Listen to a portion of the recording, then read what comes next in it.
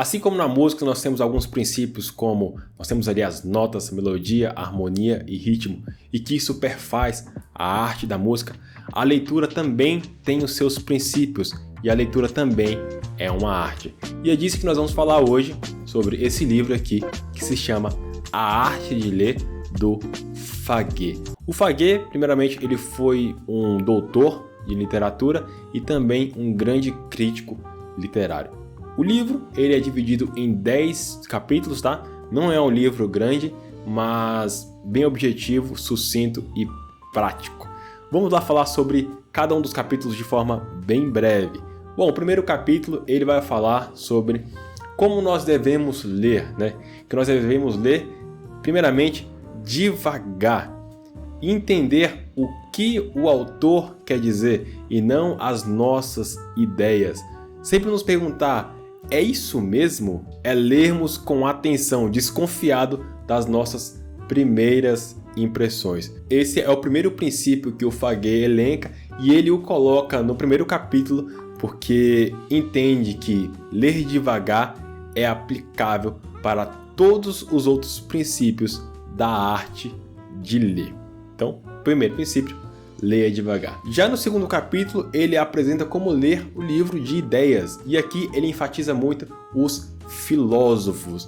Como nós devemos ler tais filósofos? Aqui ele fala que um livro de ideias ele deve ser lido folheando da esquerda para a direita, da direita para a esquerda. Por que isso? Porque é aí que você vai encontrar as ideias e a linha de pensamento daquele autor. E o pensamento do autor não está somente na primeira página, não está somente em uma página, não está somente em um capítulo. Está distribuído em todo o livro. Então você precisa ir e voltar, ler e reler. É como que o que você leu hoje precisa ser compreendido com o que você leu ontem. E o que você leu ontem precisa ser compreendido com o que você está lendo hoje. Na leitura dos filósofos, você precisa entender quais são os sentimentos abarcados ali naquela leitura, para que no final você tenha e compreenda a linha ideológica desses filósofos. Bom, ele diz que ler filosofia, ler livros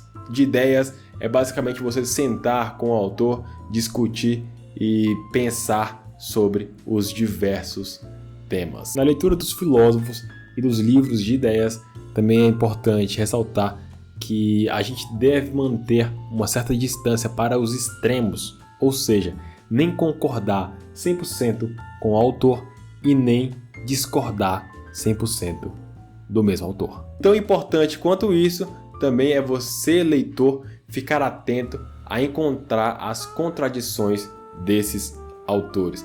Sim, ele espera que os autores não sejam tão contraditórios, mas ele espera que o leitor encontre as contradições. Já no terceiro capítulo, ele apresenta aqui como são os livros de sentimento. E aqui ele dá uma brecha para nós e fala que esses livros, os livros de romance, podem ser lidos de uma forma mais rápida. E que um bom romance é aquele onde o autor consegue inserir você, leitor, como se fosse o personagem daquele livro. Você faz parte daquele lugar. Você consegue se ver naquele lugar, naquele ambiente.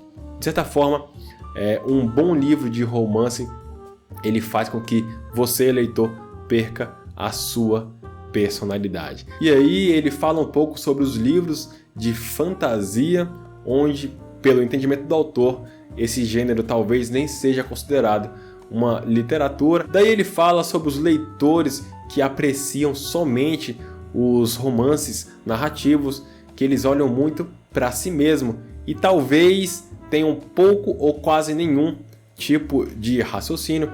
Ele fala também sobre os leitores que leem somente os romances realistas.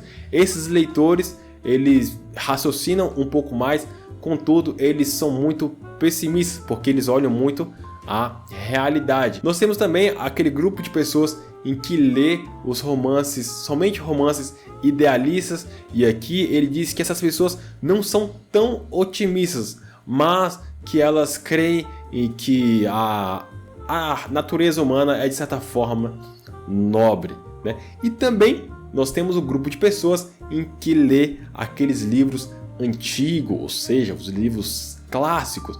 Essas pessoas, ele entende que são as pessoas singulares, né?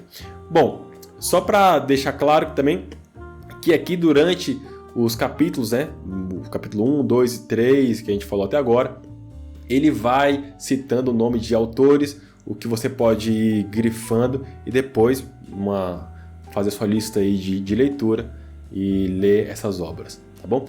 Bom, no capítulo 4 ele vai falar sobre a leitura das peças de teatro, né?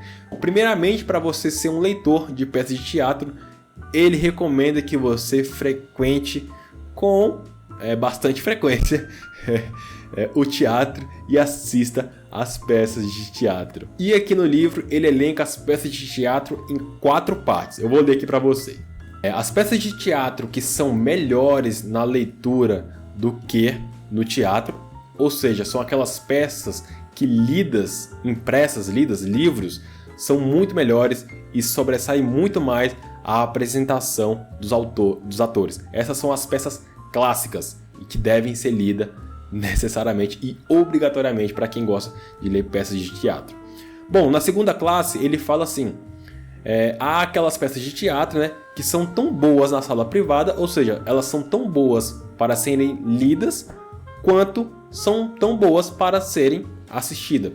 Essas peças ele fala que são peças medianas tendendo a ficar um pouco acima da média. E aqui no tom sarcástico, né, ele fala que a recomendação da leitura dessas peças já é um elogio e tanto para elas, né? No terceiro quadrante ele fala assim, aquelas peças que são melhores ao ouvido do que impressas, ou seja, são peças em que a leitura está abaixo da interpretação dos atores, ou seja, os atores interpretam melhor e fazem você ter uma vivência melhor do que você ler o livro. E por fim ele elenca aqui aquelas peças que não valem a pena que se imprimam. Ou seja, não perca tempo imprimindo uma coisa onde os atores eles fazem o papel tanto de ator como de autor. Então não faz sentido você imprimir e nem tampouco ler essas peças. No capítulo 5 ele vai falar como ler os poemas, né? Onde primeiramente a gente deve ler em voz baixa para compreender o pensamento daquele poema, do autor do poema, e voltar e fazer uma releitura. Agora nessa releitura a gente faz em meia voz para compreender o ritmo, para trabalhar o nosso ouvido, compreender a harmonia daquele poema e prestando muita atenção na pontuação. Bom, daí em diante, no capítulo 6, ele vai falar sobre os escritores obscuros, né? Onde são aqueles livros que são muito difíceis de serem compreendidos numa primeira leitura, na segunda ou na terceira, ou não são compreendidos de jeito nenhum. E nesse capítulo ele fala sobre os leitores que gostam de autores obscuros, e esses leitores tendem a se colocar acima de todos os outros leitores, porque eles acham que lendo os autores obscuros e entendendo os autores obscuros, eles são muito mais superiores do que os outros leitores. No capítulo 7 ele vai falar dos maus autores. Aqui a gente precisa sim ler os maus autores para a gente entender e dar valor aos bons livros. É muito interessante o que ele fala aqui nesses capítulos, tá? No capítulo 8 ele fala sobre os inimigos da leitura, que são aquelas pessoas que não dão continuidade nas suas leituras, são aquelas pessoas onde deixam a leitura para um segundo plano, não tem a leitura como a sua prioridade. Outro inimigo da leitura, quando você lê alguma coisa que você é forçado a ler, que você não gosta de ler. Então ele vai descrever isso muito bem aqui no capítulo 8. No capítulo 9 ele fala sobre a leitura dos críticos, onde ele deixa claro para a gente não buscar a leitura dos críticos em primeira mão. É ler a obra primária, tecer os seus comentários e só assim ler os críticos para formar toda a sua linha de pensamento. Contudo, nesse mesmo capítulo ele fala sobre como deveria ser a leitura dos jovens com relação aos críticos, né? Porque os jovens ainda estão em formação da sua mente pensadora. Talvez nesse cenário as obras dos críticos deveriam vir como primeira leitura e somente depois a gente lê as obras primárias, tá? E no capítulo 10 ele fala sobre a releitura, né? Que é dos princípios para a gente formar toda a arte de ler. Bom, eu espero que vocês tenham gostado do vídeo, recomendo aí a compra e leitura desse pequeno, grande livro. Espero vocês aqui sempre nos próximos vídeos. Não esqueça de compartilhar, deixar o seu joinha e se inscrever no canal. Um abraço, fique com Deus e